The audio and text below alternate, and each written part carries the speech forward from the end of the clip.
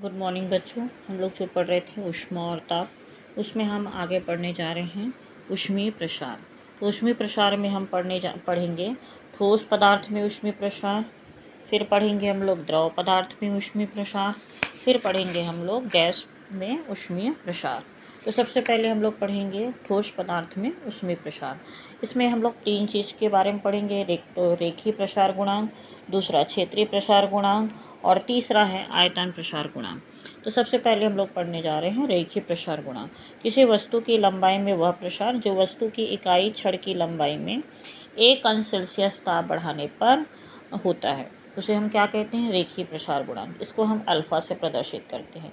Same वैसा ही क्षेत्रीय प्रसार गुणांक, वस्तु के क्षेत्रफल में वह प्रसार, ये था उसके लंबाई में प्रसार और ये है क्षेत्रफल में वह प्रसार जो वस्तु के एकांक क्षेत्रफल का ताप 1 अंश सेल्सियस बढ़ाने पर होता है, इसको हम बोलते हैं क्षेत्रीय प्रसार गुणांक। इसको हम बीटा से प्रदर्शित करते हैं। उसी प्रकार है आयतन प्रसार गुणांक। इसमें हम देखेंगे किसी वस्तु के आयतन में वह प्रसार, यह है आयतन में वह प्रसार जो वस्तु के एकांक आयतन का ताप 1 अंश सेल्सियस बढ़ाने पर होता है, उसे हम आयतन प्रसार गुणांक कहते हैं। इसको हम गामा से प्रदर्शित करते हैं। तो अल्फा के लिए हमारा जो सूत्र है वो है अल्फा बराबर लंबाई में वृद्धि बटे प्रारंभिक लंबाई गुणित ताप में वृद्धि। लंबाई में वृद्धि को हम डेल एल से शो करेंगे, प्रारंभिक लंबाई एल से और ताप में वृद्धि डेल टी से। यदि हमको डेल एल निकालना हो तो हम इसको पक्षांतर करेंगे तो ये सूत्र ऐसा बनेगा, मतलब लंबाई में वृद्धि बराबर रेखीय प्रसार गुणांक गुणित प्रारंभिक लंबाई गुणित ताप वृद्धि। ठीक है। और अल्फा का मात्रक होता है प्रति डिग्री सेल्सियस होता है। ठीक, वैसे ही क्षेत्रीय प्रसार गुणांक बीटा बराबर होता है क्षेत्रफल में वृद्धि बटे प्रारंभिक क्षेत्रफल गुणित ताप। इसको बीटा बराबर डेल ए बटे ए गुणित डेल टी, इसको पक्षांतर करेंगे तो ये सूत्र आ जाएगा इसका। यहाँ पर बीटा का मात्रक भी प्रति अंश सेल्सियस होता है और क्षेत्रीय प्रसार गुणांक बीटा रेखीय प्रसार गुणांक अल्फा का क्या होता है? दुगुना होता है। मतलब इसका सूत्र हो जाएगा बीटा बराबर 2 अल्फा। ठीक है। उसी प्रकार आयतन प्रसार गुणांक का भी सूत्र होता है आयतन प्रसार गुणांक बराबर आयतन में वृद्धि बटे प्रारंभिक आयतन गुणित ताप में वृद्धि, यानी गामा बराबर डेल वी बटे वी गुणित डेल टी। मतलब इसको हम पक्षांतर करेंगे तो इसका सूत्र ये हो जाएगा। गामा का मात्रक भी अंश सेल्सियस होता है और आयतन प्रसार गुणांक रेखीय प्रसार गुणांक का 3 गुना होता है। मतलब इसका सूत्र होगा गामा बराबर 3 अल्फा।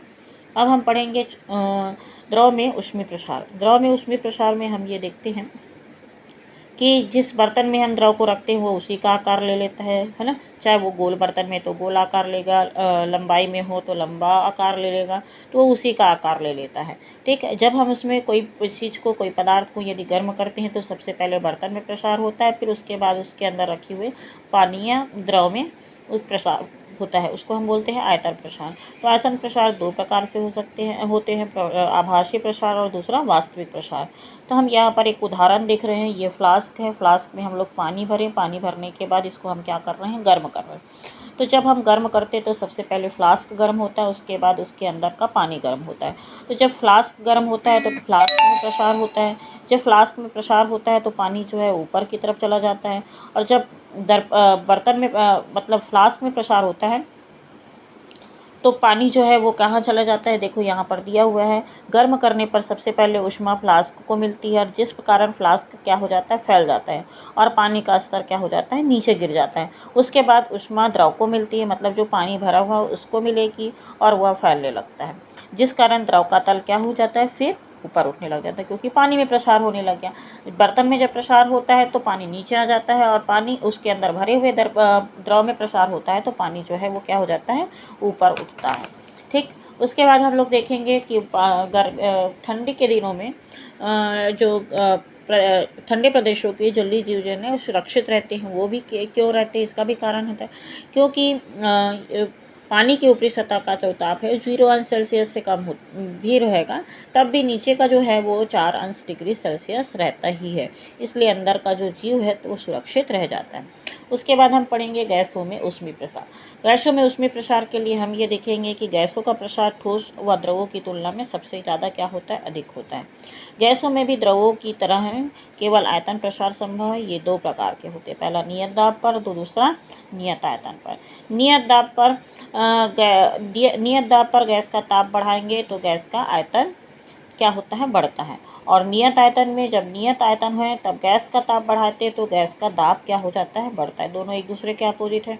इस प्रकार के प्रसार गुणांक को हम आयतन प्रसार गुणांक कहते हैं और इस प्रकार के गुणांक को हम दाब प्रसार गुणांक कहते हैं।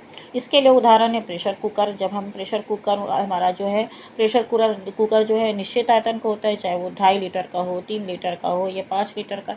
जब उसमें हम कोई चीज़ को पकाते हैं तो उसके अंदर का प्रेशर जो है वो बढ़ने लग जाता है, जिसके कारण सीटी जो है ऊपर उठने लग जाती है ना। इसी को हम बोलेंगे नियत आयतन पर। ये उसका उदाहरण हुआ। नियत दाब का, नियत दाब में जैसे हम गुब्बारा फुलाते हैं तब उसके अंदर जब हवा जाती है वो गर्म हवा रहती है, जिसके कारण गुब्बारा जो है फूलने लग जाता है ना। वो छोटा था तो उसमें फूलने लगे, मतलब उसमें क्या हुआ, दाब बढ़ाने से आयतन जो है वो बढ़ने लग गया।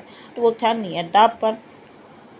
ठीक है, तो दाब नियत रहा, सॉरी उसमें आयतन जो है वो बढ़ने लग गया। उसके बाद हम लोग यहाँ पर देखेंगे भौतिक अवस्था में परिवर्तन। भौतिक अवस्था में परिवर्तन में हम देखेंगे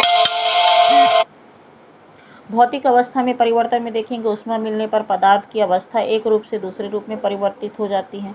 मतलब जब बर्फ में रहती है तो वो गर्म करने पर पानी में, और पानी जब उसको गर्म करते हैं तो वो भाप में परिवर्तित हो जाती है। ठीक है, तो जब किसी वस्तु को हम ऊष्मा देते हैं तो उसकी भौतिक अवस्था में क्या होने लगता है, परिवर्तन होता है। पहले एक ताप बढ़ेगा और एक निश्चित ताप तक वो ताप जो है वृद्धि होती है और उसके बाद उसमें अवस्था परिवर्तन होने लग जाती है। ठीक है, जैसे कि हम लगातार हम बर्फ को क्या देते रहें, हीट देते रहें, तो वो क्या होगा, एक समय तक गर्म होगा, ताप उसका बढ़ेगा, लेकिन एक समय के बाद उसका क्या हो जाएगा, वो बर्फ से वो क्या हो जाएगी, पानी में चेंज हो जाएगा। पानी का भी एक तरफ से वो गर्म होते जाता है। जब उबलने की स्थिति में आता है तब वो क्या हो जाता है, उसमें भी अवस्था परिवर्तन हो जाता है, मतलब वो द्रव अवस्था भाप में चेंज हो जाता है। तो इस प्रकार के परिवर्तन को हम क्या कहते हैं, गुप्त ऊष्मा। यानी जो ऊष्मा जो उसको दी जा रही है उसको हम क्या कहते हैं, गुप्त ऊष्मा। तो गुप्त ऊष्मा किसे कहते हैं, दी गई अथवा पदार्थ द्वारा ली गई ऊष्मा ताप वृद्धि में दिखाई पड़ती है, इसलिए इसे हम क्या कहते हैं, गुप्त ऊष्मा। गुप्त ऊष्मा जो है वो दो प्रकार की होती है। पहला होता है गलन की गुप्त ऊष्मा, दूसरा वाष्पन की गुप्त ऊष्मा। गलन की गुप्त ऊष्मा जब एकांक द्रव्यमान में पदार्थ को ऊष्मा देने पर ठोस अवस्था से द्रव अवस्था में बदल जाता है, तब इस प्रक्रिया में दी गई ऊष्मा की मात्रा गलन की गुप्त ऊष्मा कहलाती है। वाष्पन की गुप्त ऊष्मा एकांक द्रव्यमान के द्रव को उसके क्वथनांक पर पूरी तरह गैस में परिवर्तित करने के लिए लगने वाली जो ऊष्मा होती है उसको वाष्पन की गुप्त ऊष्मा कहते हैं। ठीक है, दोनों को हम ऐसे प्रदर्शित करते हैं। ये हो गया हमारा लेसन खत्म। अगले वीडियो में हम इस लेसन का क्वेश्चन आंसर देखेंगे।